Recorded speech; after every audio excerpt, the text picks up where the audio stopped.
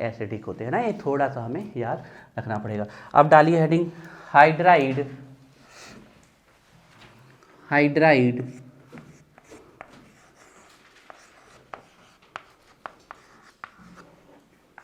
Died of halogens, hydride of halogens. Halogens किस family में हमारे, ग्रुप 17, और इन्हीं का दूसरा नाम है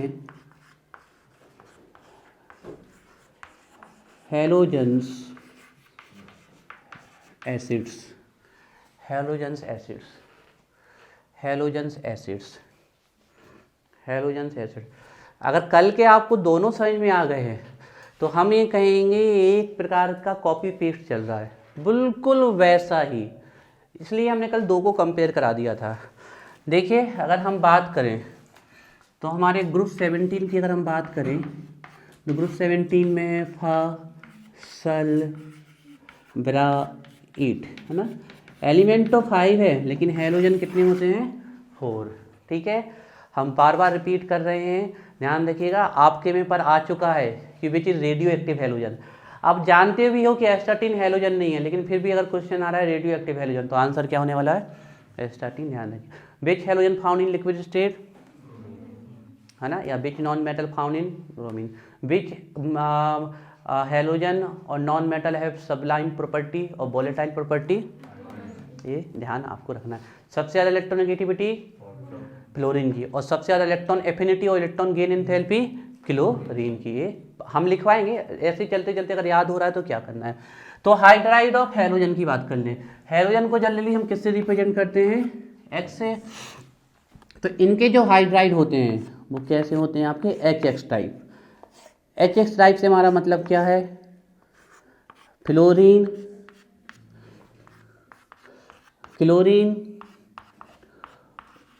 bromine and iodine. Hydrogen fluoride, chloride, bromide, iodide. और एसिडिक फॉर्म में बोले तो hydrofluoric acid, hydrochloric acid, hydrobromic acid, hydroiodic acid. Note करो, नाम लिखने की कोई ज़रूरत नहीं है इनकी, सीधे लिखो हाइड्राइड्स ऑफ। अच्छा इसमें लिखो, लाइन लैंग्वेज लिखना है, लिखिए ऑल हैलोजेंस। अब हमने ऑल द मेंबर क्यों नहीं बोला, इसलिए कि हम जानते हैं कि ये हैलोजन नहीं है। बाकी आप लिख सकते थे ऑल द मेंबर भी, कोई उसमें दिक्कत नहीं है ना। जैसे ये ऑक्सीजन फैमिली में हम किसको नहीं इंक्लूड करते हैं, पोलोनियम को। रीजन क्या था वहाँ पर, वो रेडियो एक्टिव था, है ना। तो लिखिए ऑल द मेंबर या ऑल हैलोजन, जो भी आप लिखना हो। ठीक है, चलो पहले के जैसा लिखवा देते हैं जैसे पहले लिखवाया था। ठीक है, चलिए ऑल द मेंबर या एलिमेंट्स भी लिख सकते हो आप, जो आपको बेटर लगता हो वो लिखना। मेंबर बेटर लगता है मेंबर लिखो, मेंबर बेटर नहीं लिखना एलिमेंट्स लिखो, है ना। जो अच्छा, क्योंकि सबका मतलब एक ही है। All the elements, all the elements of halogen family, halogen family, family react with hydrogen, react with hydrogen, react with hydrogen and form HX type hydride,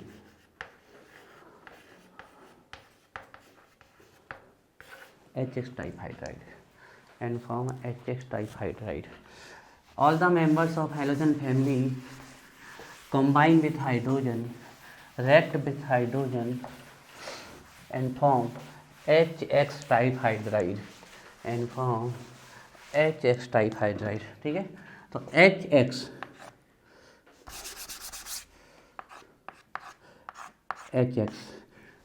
X क्या है यहाँ पर, हैलोजन। ठीक है ना। ऑल द मेंबर ध्यान रखना, हम लास्ट वाले मेंबर को नहीं लेंगे, ठीक है ना, ये ऑटोमेटिक अंडरस्टैंड किया जाता है। तो HF, HCl, HBr।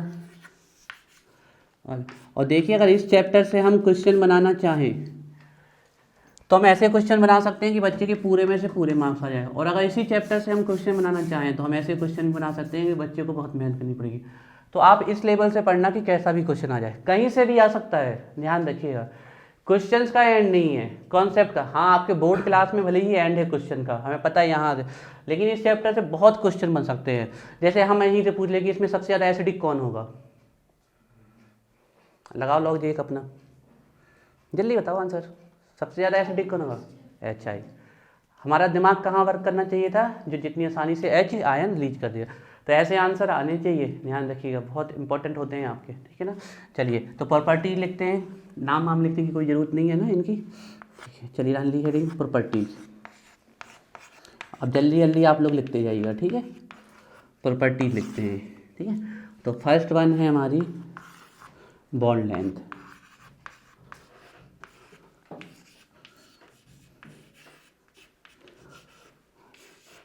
Directly proportional किसकी होगी?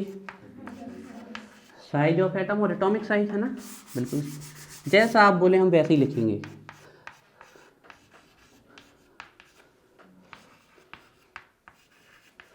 एटॉमिक साइज, तो हम अगर एच तो सब में कॉमन है, हम एटॉमिक साइज किसकी देखेंगे? सेंट्रल एटम की।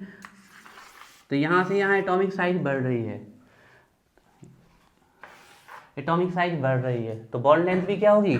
बढ़ेगी। तो अगर हम बॉन्ड लेंथ देख लें तो HF से ज़्यादा HCl, HCl से ज़्यादा HBr।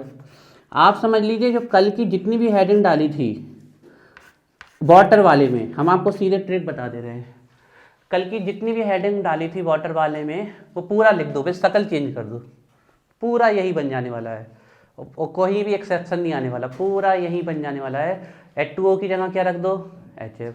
H2S की जगह HCl रख दीजिए, हाइड्रोजन सल्फर H2SE की जगह HBr, है ना। और H2TE की जगह क्या रख दें हम? बिल्कुल वही बन जाएगा। अगर आपको नाइट्रोजन वाले से नहीं, नाइट्रोजन वाले में क्योंकि एक मैच नहीं करता, डेट इज वो बेसिक होते हैं और ये वाले एसिड, पूरा वही आ जाने वाला है। तो अगर हम आपको चाहें तो हम सीधे कह सकते हैं कि आप कल का पूरा उठा लो, शकल चेंज कर देना। जहाँ पर आपका H2O हो वहाँ क्या लिख दो? HF। जहाँ आपका H2S हो वहाँ क्या लिख दो? सल्फर। और जहाँ पर आपका H2SE हो वहाँ क्या लिख दो? HBr। और जहाँ आपका H2TE हो, ये आपका आंसर बन गया, पूरा का पूरा आंसर आपका ये वहीं से बन गया, पूरा वही कॉपी पेस्ट है, ठीक है। चलिए नेक्स्ट हेडिंग डालिए, बॉन्ड लेंथ के बाद डालिए हेडिंग बॉन्ड डिसोसिएशन एनर्जी। तो ये आपकी हमने हिंट बता दी है, बिल्कुल सेम आने वाला है, ठीक है। अब इसमें हम जल्दी जल्दी करवा रहे हैं तो आप लोग समझ जाइएगा, ठीक है। मॉस्किटो,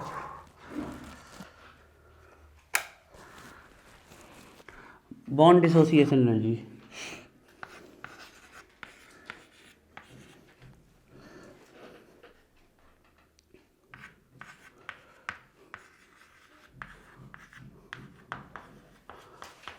बॉन्ड डिसोसिएशन एनर्जी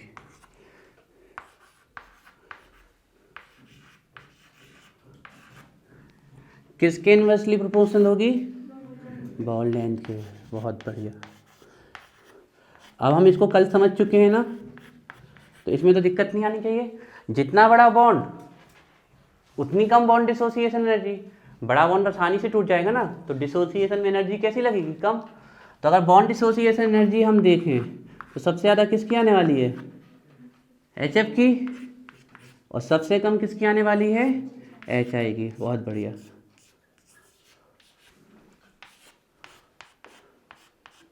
ये हो गई आपकी bond dissociation energy. Third point लिख लेते हैं हम, थर्मल स्टेबिलिटी। अच्छा एक चीज़ और कर लीजिए, देखो हम आपको बता दें, जहाँ पर आपने इसके नाम लिखे हैं, है ना, अच्छा लगता है इस वाले में, इसलिए हम लिखवा दे रहे हैं, क्योंकि इसमें हम ज़्यादा उसमें नहीं चलते। तो HF, HCl, HBr और HI, वहाँ पर एक चीज़ और लिख लीजिए, इनमें सिर्फ ये बस लिक्विड है, बाकी सब कैसे हैं? गैस हैं। जहाँ पर ये नाम लिखे वहीं पर लिख लीजिए फिर। और अब आपको पहले से आंसर पता है लिक्विड क्यों है। क्या आंसर है? Hydrogen bonding. पर लिखना आना चाहिए, ध्यान रखिएगा। आप हाइड्रोजन बॉन्डिंग लिख के आ जाओगे तो 2 में 1 नंबर या आधा नंबर मिल जाएगा, उसको थोड़ा सा लिखो लैंग्वेज में। तो जहाँ पर हमने अभी लिखा है ये सब, तो वहाँ लिख दो HF लिक्विड और HCl और ये सब आपके गैस है ना। ऐसा ही इसमें भी है, वाटर वाले में भी है, H2O लिक्विड है, बाकी सब गैस है, ये ध्यान रखिएगा। NH3 लिक्विड और गैसियस दोनों स्टेट में पाया जाता है, बहुत आसानी से लिक्विड में चला जाता है वो। लिख लिया। थर्मल स्टेबिलिटी या सिर्फ स्टेबिलिटी भी लिख सकते हो।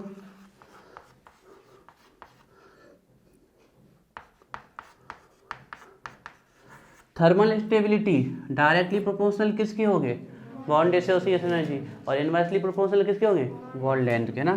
तो डायरेक्टली प्रोपोर्शनल इसका लिख देते हैं हम बॉन्ड एसोसिएशन एनर्जी। बाकी आपकी इच्छा है आप कितना लिखना चाहते हो।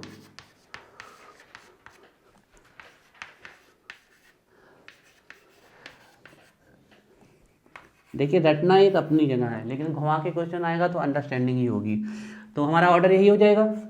सबसे ज़्यादा स्टेबल कौन कराया इसमें, HF, और उससे कम HCl, उससे कम HBr, और फाइनली सबसे कम HI। ठीक है, ये हो गई हमारी थर्मल स्टेबिलिटी।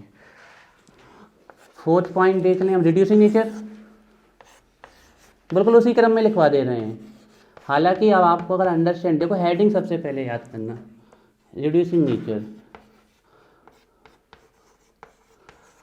रिड्यूसिंग नेचर का मतलब समझते हो, जो सामने वाले का रिडक्शन करा दे। और हाइड्राइड में रिडक्शन के लिए हमें चेक करना है कि कौन कितनी आसानी से क्या दे देगा, हाइड्रोजन। अच्छा, जो रिड्यूसिंग नेचर का ऑर्डर होगा वही इसके एसिडिक नेचर का भी होगा। सिर्फ फर्क क्या होता है, रिड्यूसिंग नेचर को हम H से चेक करते हैं और एसिडिक नेचर को H आयन से चेक करते हैं।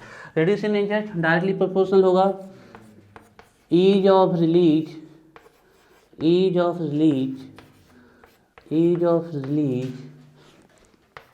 Of hydrogen. नेसेंट हाइड्रोजन निकलते हैं इसलिए हम एटॉमिक फॉर्म में लिख रहे हैं, ease of release of hydrogen, या सीधे ही लिख लो हाइड्रोजन पूरा पूरा।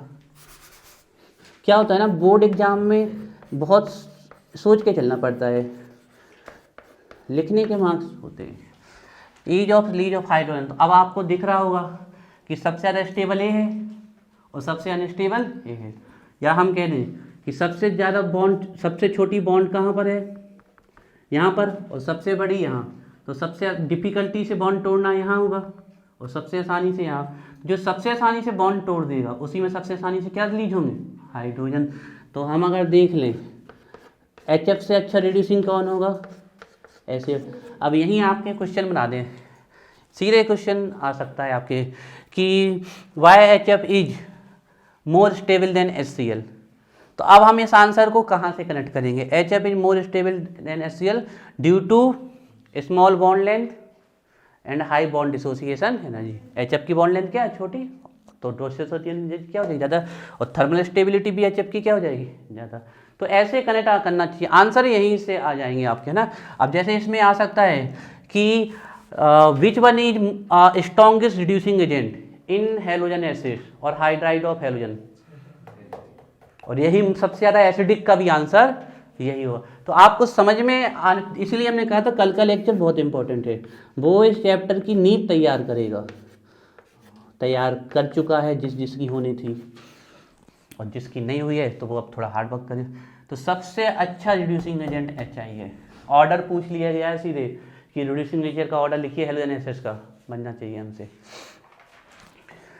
नेक्स्ट वन कौन सा, नेक्स्ट मतलब यहाँ पर पहला और आखिरी कोई नहीं है, कोई भी। अच्छा, इनके बॉन्ड एंगल नहीं देखे जाएंगे, रीजन बता सकते हो, 2 मॉलिक्यूल में बॉन्ड एंगल कहाँ से बनेगा, ये सीधे सीधे 180 डिग्री पे होने वाले हैं, सभी के सभी कैसे होने वाले हैं, लीनियर। तो यहाँ बॉन्ड एंगल देखने की जरूरत नहीं है, बात समझ में आ रही है, क्योंकि सभी मॉलिक्यूल्स कैसे हैं, लीनियर आपके ना। तो यहाँ बॉन्ड एंगल में कोई फर्क ही नहीं आने वाला है, तो बॉन्ड एंगल नहीं देखेंगे हम। ठीक है, नेक्स्ट कौन सी, बॉइलिंग पॉइंट। ठीक है, चलिए, तो 5th नंबर है boiling point.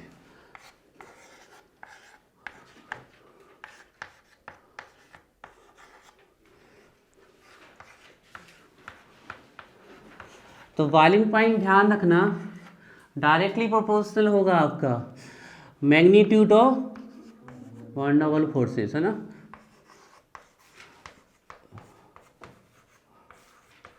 Magnitude of van der Waals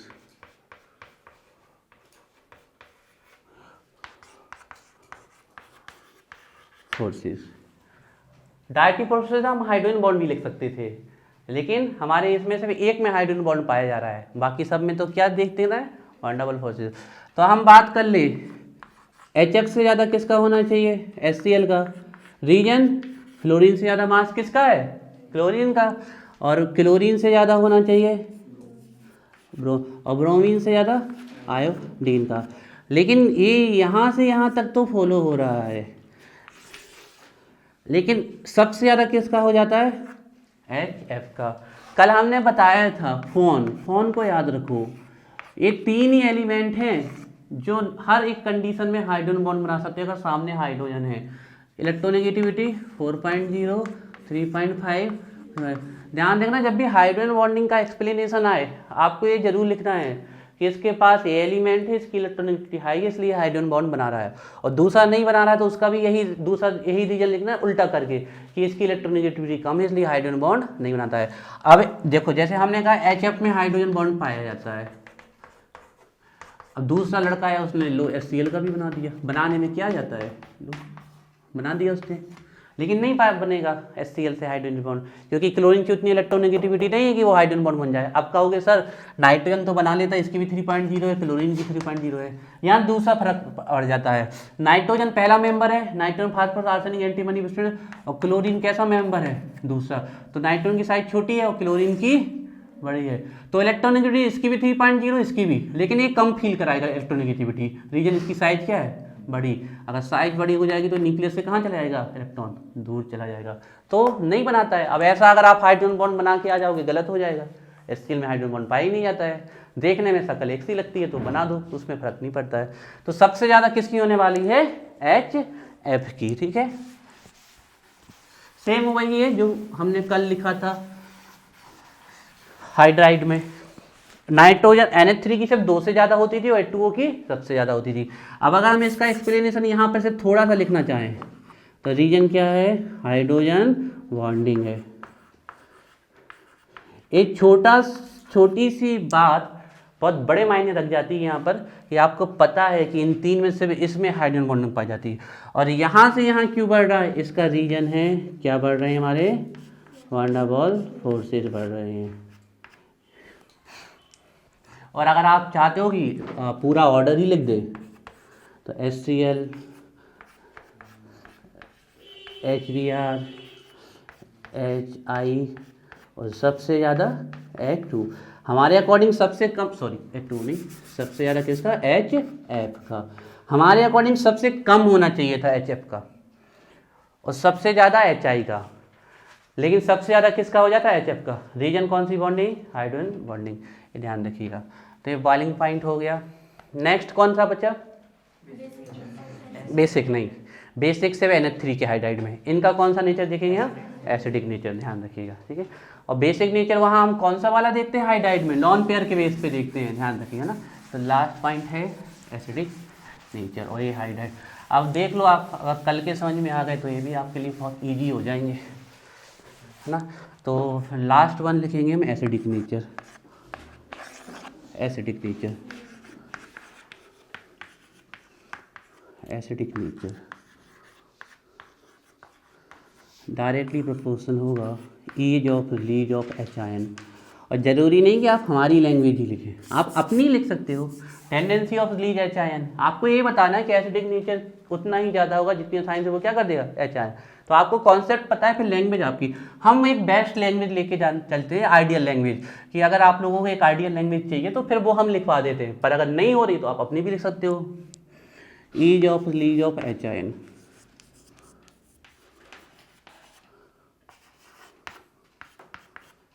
H ion. तो हम जानते हैं HF से ज़्यादा HCl, HCl से ज़्यादा HBr और HBr से ज़्यादा HI। इसने H आयन रिलीज कर दिया, तुरंत क्या बन जाएगा, F नेगेटिव। जब भी कोई halogen acid H ion release करेगा तो ये क्या बन जाएगा, नेगेटिव में चला जाएगा। तो ये तो एसिड है, ये क्या है, बेस। पढ़ा है लास्ट ईयर, यही हमारे क्या कहलाते हैं, conjugate acid base pair. Acid हमेशा एच आयन निकालने के बाद वो क्या बन जाता है, बेस। चेक कर लो, ये एच आयन एक्सेप्ट कर सकता है ना, और एच आयन एक्सेप्टर क्या होंगे, बेस। ये बिल्कुल सही बात है, ध्यान रखिएगा। एसिड कभी भी एच आयन लीच करेगा तो वो क्या बन जाता है, बेस बन जाता है। अगर ये स्ट्रॉन्ग एसिड है तो बेस कैसा होगा, ये बात भी ध्यान रखिएगा। स्ट्रॉन्ग एसिड का बेस जो कंजुगेट बेस होता है वो हमेशा क्या होता है, बी। तो अब अगर हम आपसे पूछ ले fluorine, chlorine, bromine and iodine, क्या ये एसिड है, पहली बात तो एसिड है नहीं, they all are the base. ठीक है, ध्यान रखिएगा, है ना, छोटी सी बात। अब अगर आप बेसिक स्ट्रेंथ का ऑर्डर पूछ लेते आपसे, सबसे ज्यादा बेसिक कौन होगा, मतलब सबसे तेजी से एच आयन एक्सेप्ट करने की टेंडेंसी किसकी होने वाली है, अब सुनो थोड़ा सा। मान लो अगर हम ये ना लिखते, हम यही लिख देते, आपके एग्जाम में घुमा के पूछ लेते हैं, बोल देते कि basic order of halogen acids, तो पता है आपको बेसिक वाले में किसको सबसे पहले लिखोगे, इसको लिखोगे। यहाँ सिंपल करके देखो, घुमा के देना उनका काम है, आपको समझना है। तो ये एसिड्स, ठीक है ना, लेकिन जब ये एच आयन निकाल देंगे तो क्या बन जाएंगे, बेसिक। और बेसिक इस फॉर्म में होंगे तो सबसे ज़्यादा बेसिक कौन सा करने वाला, एच एफ। क्यों, जैसे ही एच आयन लीड करेगा क्या बन जाएगा, एफ नेगेटिव। नोट लिखिए, तो बेसिक स्ट्रेंथ का ऑर्डर है।